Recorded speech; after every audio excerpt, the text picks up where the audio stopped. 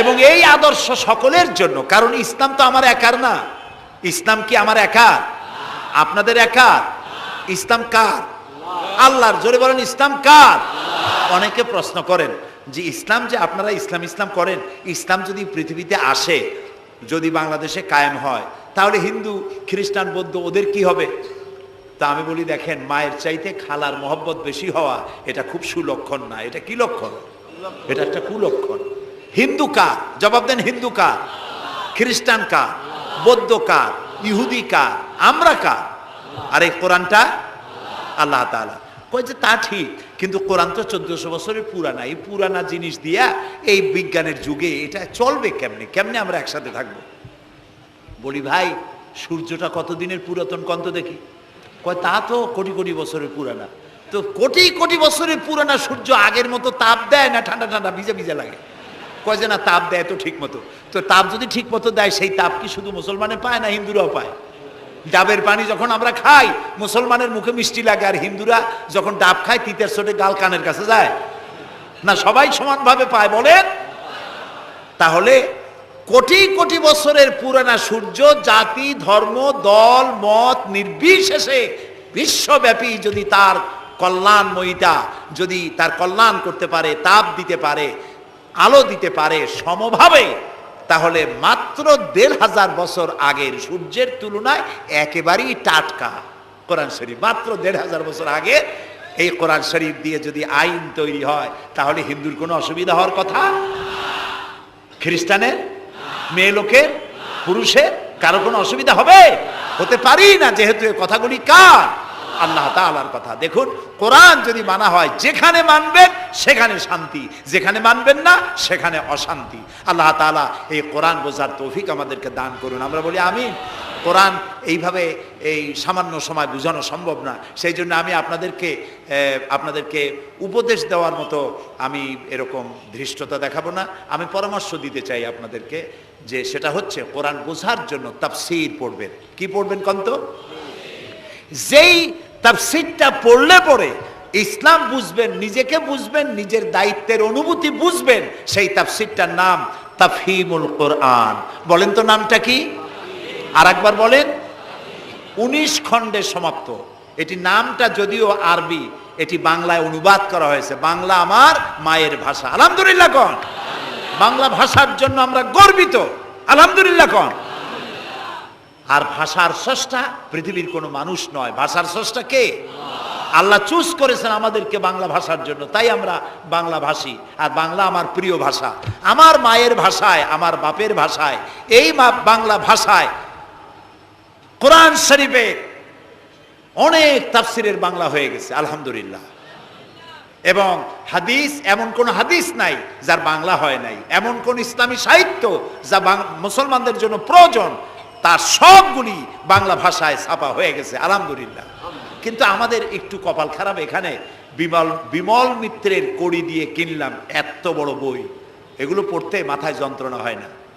শরতের রচনা বলি, রবীন্দ্রের রচনা বলি, বঙ্কিমের রচনা বলি, পড়তে মাথায় যন্ত্রণা হয় না। বড় বড় নাম করা নাট্যকারদের লেখা এই সেই হাবিজাবি কত বইপত্র, সব পড়তে পারে, কিন্তু কোরআন শরীফের একটা তর্জমা, একটা আয়াত, 2টা আয়াত পড়ার মতো ধৈর্য আমাদের নাই। প্রিয় ভাই সব, যারা পড়ে না তারা পৃথিবী গড়তে পারে না, যারা পড়ে তারাই গড়ে।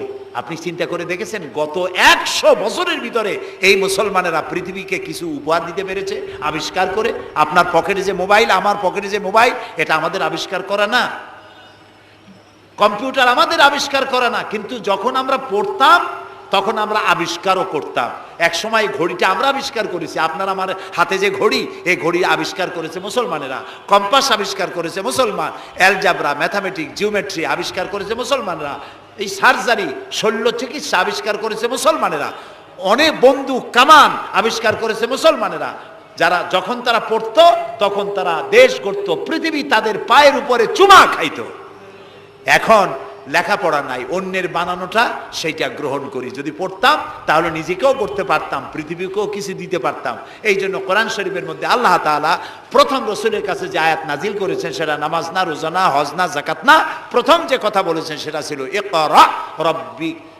ইকরা বিসমি রাব্বিকাল্লাযী খালাক। পড়ো পড়ো, রিড অ্যান্ড রিড। তুমি তোমার প্রভুর নামে, তোমার আল্লাহর নামে পড়ো। আল্লাহ প্রথম কি বলেছেন? পড়ো। সেই পড়ার কাছে আমরা নাই। আমরা কি ওয়াদা করতে পারবো যে এখন থেকে আমরা পড়বো? পারবো ওয়াদা করতে? এই পৃথিবীকে যদি কিছু দিতে চাই, আমার নিজের পরিবার যদি গড়তে চাই, সমাজ এবং রাষ্ট্র বিনির্মাণে যদি কোনো অবদান রাখতে চাই, পড়ার কোনো বিকল্প নাই। আসুন আমরা সবাই মিলে পড়ি, ইসলামের বইপত্র পড়ি, সাহিত্যের কোনো অভাব নাই। ইসলামী সাহিত্যের বিশাল ভান্ডার খুলে দেওয়া হয়েছে বাংলাদেশে। আলহামদুলিল্লাহ কর, জোরে আলহামদুলিল্লাহ কর। তাফহিমুল কোরআন কোথায় আছে খুঁজে বের করতে হবে। মাত্র 1000 টাকা হাদিয়া, মাত্র 1000 টাকা। পানের দোকানেও এখন তাদের পুঁজি অনেক বেশি। আলহামদুলিল্লাহ, আমার দেশের মানুষের ইনকাম বাড়ছে। আলহামদুলিল্লাহ কর। এইরকম আলহামদুলিল্লাহ কোন আসতে পয়সা বাড়লো আপনাদের? কোন আলহামদুলিল্লাহ। মানুষের না শুকুরিটা বেশি। দেখেন রোজার মাসে কাঁচামরিচের দাম একটু বেড়ে গেল, দেখছেন না শুকুরি, তখন কি চিল্লা পাল্লা শুরু হয়ে গেল। কাঁচামরিচ 180 টাকা, এই দেশে থাকবো না। লোকেরা বলেছে আপনারা যান না কেন? আচ্ছা, বেগুন হইছে 80 টাকা কেজি, বেগুন 80 টাকা। তো রোজার মাস বেগুন 80 টাকা, বেগুনি খাইতে পারে না। বাংলাদেশের মানুষ তো উদ্ভাবনী ক্ষমতা আছে। পত্রিকায় দেখলাম যে পেঁপেনি বানাইছে তারা, পেঁপে কাইটিয়া তাতে বেসন লাগাইয়া বেগুনি আর বানাইতে পারে নাই, পেঁপেনি বানাইছে। তো দেখলাম যে নোবেল, এই ভাজা পোড়ার উপরে যদি নোবেল পুরস্কারের কোনো ব্যবস্থা থাকতো তাহলে বাংলাদেশ নোবেল পুরস্কার পাইতো পেঁপেনি বানাইয়া। বেগুন হয়েছে 80 টাকা, সেই জন্য ঝগড়াঝাটি এক শেষ। কাঁচামরিচ 120 টাকা, সেজন্য একেবারে চিল্লায় শেষ। কিন্তু মূলা যখন 3 টাকা, গরুতেও খায় না, এত মূলা হইলো, এত কপি হইলো, সেজন্য আল্লাহ শুকরিয়া নাই, শুকরিয়া আদায় করে না। মানুষকে আল্লাহ শুকর আদায় করতে হবে। এই দেশ আমাদের, এটা মার্চ মাস, এই দেশে এই মাসেই দেশ স্বাধীন হয়েছিল। সেই স্বাধীনতার জন্য যারা জীবন দিয়েছিলেন তাদের জন্য আমরা মোনাজাতে দোয়া করব, এবং এই স্বাধীনতা, সার্বভৌমত্ব কিয়ামত পর্যন্ত আল্লাহ যেন এই দেশে টিকে রাখেন, সেজন্য আল্লাহর কাছে আমাদেরকে দোয়া করতে হবে। স্বাধীনতার কত দাম এটা বুঝতেছে আজ প্যালেস্টাইনের ফিলিস্তিনি মুসলমানেরা, বুঝতে পারছে কাশ্মীরের মুসলমানেরা, বুঝতে পারতেছে চেচনিয়া বসনিয়ার মুসলমানেরা। আমরা যেন, আমাদেরকে আল্লাহ তাআলা যেন কিয়ামত পর্যন্ত এই স্বাধীনতার মর্যাদা দেওয়ার তৌফিক আমাদেরকে যেন দেন, আমরা বলি আমিন। প্রিয় ভাই সব, সেই জন্য বলছিলাম পড়তে হবে, বইপত্র কিনবেন, মাত্র 1000 টাকা হাদিয়া। তাফহিমুল কোরআন প্রথম খণ্ডকে যদি একসাথে সব না কিনতে পারেন, অন্তত 1 খণ্ড 2 খণ্ড 3 খণ্ড কিনে হলেও পড়বেন। আর 5 ওয়াক্ত নামাজকে সঠিকভাবে আদায় করবেন। যেভাবে ওয়াজ শুনতে আসছেন, তাফসীর শুনতে আসছেন, এইভাবে মসজিদে গিয়ে বা জামাত নামাজ আদায় করবেন। নামাজ পড়লে কপাল খুলবে। কপাল হলো সৌভাগ্যের প্রতীক, আর নাক হলো মর্যাদার প্রতীক। মানুষে বলে না যে ভাই আমার কপাল পুড়ছে, কপালে কি আগুন লাগছিল? পুড়লো কেন? কপাল পুড়ছে মানে ভাগ্য নষ্ট হয়েছে। আবার বলে ভাই আমার নাক কাটা গেছে, তো নাক কাটছে কি দিয়ে? ছুরি দিয়ে না কেসি দিয়ে? নাক কাটা গেছে মানে কি? মানে হলো ছেলে আর মেয়ে এমন কাম করছে, বেইজ্জত হয়ে গেছে, আমার নাক কাটা গেছে। তাহলে বোঝা গেল নাক হলো মর্যাদার প্রতীক, আর কপাল হলো মর্যাদার প্রতীক। সৌভাগ্যের প্রতীক কপাল, আর মর্যাদার প্রতীক হলো নাক। এই নাক আর কপাল দিয়ে কেউ যদি তার ভাগ্য সুপ্রসন্ন করতে চায়, মর্যাদা যদি বৃদ্ধি করতে চায়, দৈনিক 5 বার এই কপাল আর নাক দিয়ে আল্লাহর দরবারে সেজদায় পড়ে যাও। আল্লাহ রাব্বুল আলামিনকে যত সেজদা দিবে আল্লাহ তত খুশি হয়ে যাবে।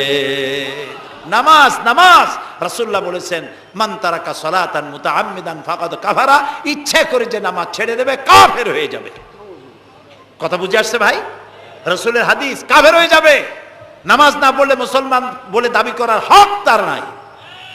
5 ওয়াক্ত নামাজ সঠিকভাবে আদায় করতে হবে। নামাজ জীবনে আর ছাড়বো না, এই ওয়াদা করা যাবে? শান্তি প্রিয়, পৃথিবীতে মুসলমানদের চাইতে শান্তি প্রিয় আর কোনো জাতি নাই, হতে পারে না। আলহামদুলিল্লাহ বলেন। এখন আল্লাহ তাআলা বলছেন যে ফামান তাবিয়া হুদায়া ফালা খাউফুন আলাইহিম ওয়ালা হুম ইয়াহজানুন। প্রিয় ভাই সব, কোরআনের কথা বলতে গেলে রাতের পর রাত লেগে যায়, কারণ এক মহাসমুদ্র। এটা কি মহাসমুদ্র? কোরআন। এই কোরআন আল্লাহ তাআলা আমাদেরকে শুধু তেলাওয়াত করতে পাঠান নাই। আমাদের অভ্যাস হয়েছে যে খালি তেলাওয়াত করি, মুখস্থ করি। দেখেন না, রমজান মাস শেষ হয়ে গেলে পরে বন্ধু বান্ধব আত্মীয় স্বজন সব এক জায়গায় বসে এক একজন গল্প করে, ভাই আমার পুত্রবধূ 13 খতম, আমার বউ 7 খতম, আমার নাতনি 11 খতম, আর আমি এমনি খতম হয়ে গেছি। প্রিয় ভাই সব, আপনারা বলেন কোরআন শরীফকে এইভাবে শুধু খতম করার জন্য আসছে? আমি কিন্তু আপনাদের কোরআন শরীফ পড়া বা খতম করা নিষেধ করছি না, আমি উদ্দেশ্য বোঝাতে চাচ্ছি আল্লাহ তাআলা এই কোরআন এর জন্য নাজিল করেন নাই যে আমরা জ্বলবো আর পড়বো আর বুঝবো না। আচ্ছা ভাই, একটা বইয়ের নাম কোন তো পৃথিবীতে, একটা বইয়ের নাম আমাকে শুনান যে বইটা মানুষেরা না বুঝে পড়ে? পারবেন বলতে? পারবেন না। এমনকি আপনার ছোট্ট বাচ্চা কেজি 1, কেজি 2, কেজি 3-তে পড়ে বা কি জানি করে নার্সারি গ্রুপে পড়ে, তারেও দেখবেন প্রত্যেকটা শব্দ বানান করিয়া অর্থ সহকারে বুঝে পড়ে। বলেন ঠিক কিনা? কিন্তু কপাল পোড়া মুসলমান জাতি একমাত্র মাজলুম কিতাব, আল্লাহর কিতাব কোরআন শরীফ পড়ে অথচ কিছু বোঝে না। ঠিক কিনা? আমি যদি এখন জিজ্ঞেস করি যে আপনারা কোরআন বুঝে পড়তে পারেন কয়জন, হাত তোলেন। যদি বলি হাত কি কম বেশি উঠবে না কম উঠবে? সেই জন্য হাত উঠাইতে বললাম না। এটা আমাদের জন্য কপাল পোড়ার লক্ষণ। কি পোড়ার লক্ষণ?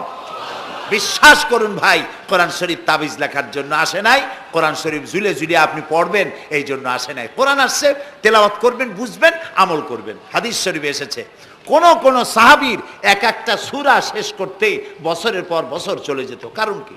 কারণ হলো তারা এক একটি আয়াত পড়তেন, বুঝতেন, বাস্তব জীবনে আমল করতেন, আরেকটা আয়াত পড়তেন, বুঝতেন, আমল করতেন, তারপরে আবার আরেকটা পড়তেন, আমল করতেন। এভাবে করে সাহাবীরা কোরআন পড়তেন, বুঝতেন, আমল করতেন। ফলে এই সাহাবীরা যখন বিয়ে শাদী করতেন, সাহাবীরা যখন ব্যবসা বাণিজ্য করতেন, সাহাবীরা যখন কেনা বেচা করতেন, পারিবারিক জীবন যাপন করতেন, হাঁটাচলা করতেন, তখন মানুষেরা বুঝতে পারত, অনুভব করতে পারত যেন জীবন্ত কোরআন শরীফ চলাফেরা করছে। কোরআন যাদের কাছে, তাদের আমলের মধ্যে পরিবর্তন আসতে হবে। তো এরকম একটা বৈপ্লবিক কিতাব যাদের কাছে, তাদের তো আমলের মধ্যে পরিবর্তন আসবে। কি পরিবর্তন আসবে? এরা যদি ব্যবসায়ী হয় ওজনে কম দেবে না। সুবহানাল্লাহ কবেন না? না। কাজী ভীতি শূন্য, সমৃদ্ধিপূর্ণ, নিরাপত্তাপূর্ণ একটি সুন্দর সমাজ উপহার দেবে এই কোরআন। সুবহানাল্লাহ। সেই কোরআন আমরা তাবিজ বানাইছি, এটারে গোলাইয়া এই কোরআন শরীফের পাতা লিখিয়া তারপরে কি জানি কয় পানির মধ্যে দিয়ে গোলাইয়া এগুলি খাওয়া হয়, মাদুলির মধ্যে ঢুকাইয়া গলার মধ্যে ঝুলানো হয়। দেখেন এই বাংলাদেশে যেসব কোরআন শরীফ ছাপা হয়, এই সব কোরআন শরীফের দুরবস্থা। এটা আছে কিনা আমি জানি না, আলহামদুলিল্লাহ এটা নাই। কোন কোন কোরআন শরীফ যে বাংলাদেশে ছাপা হয় সেগুলিতে লেখা থাকে সূরায়ে মায়েদার নকশা, সূরা ইউসুফের নকশা, সূরায়ে বনি ইসরাইলের নকশা। এই নকশা লিখা গলায় ঝুলাইলে পেটে ব্যথা ভালো হবে, ওই নকশা ঝুলাইলে মেয়ের বিয়ে হবে তাড়াতাড়ি, এই নকশা ঝুলাইলে যে মেয়েকে পছন্দ করো বিয়ে করতে পারবা তাড়াতাড়ি। নওজুবিল্লাহ কর। নকশার মধ্যে আছে কি?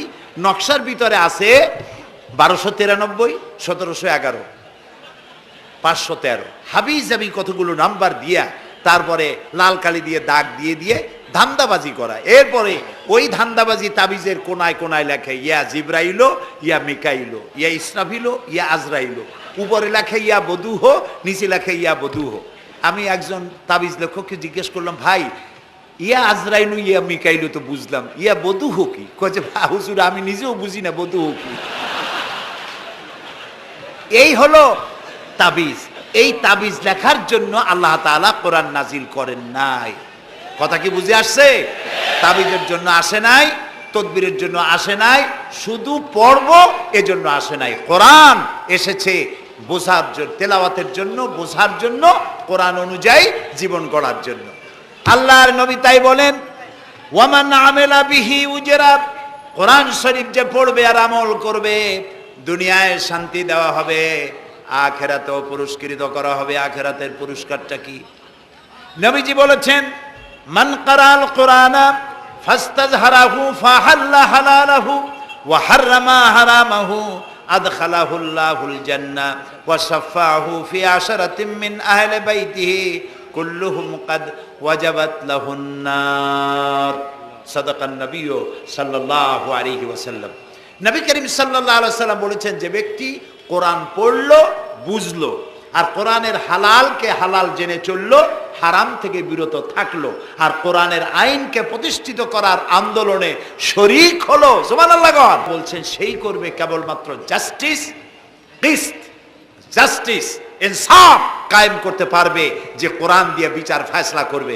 আমাদের দেশে এই যে কোর্ট কাছারি আদালত আছে, এই কোর্ট কাছারি আদালতগুলি কোরআন দিয়ে যদি বিচার করতেন সেটা ইনসাফ হতো। যেহেতু ইনসাফ, আল্লাহর চাইতে ইনসাফগার আর কেউ নাই। আছে কি বলেন? নাই। এখানে ধরুন একজন মানুষ যদি একজনের একটা ঠ্যাং ভাঙ্গে ফেলাই দিল, তাহলে বিচার কি হবে?